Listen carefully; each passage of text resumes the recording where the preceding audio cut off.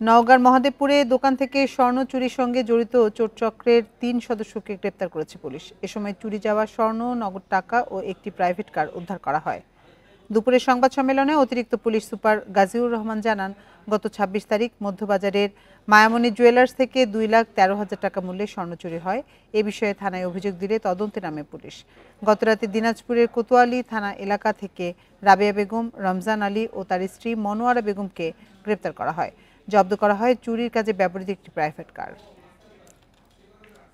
পুলিশের এই চৌকস টিম জানতে পারে যে দিনাজপুরের একটা চক্র এই কাজ করেছে।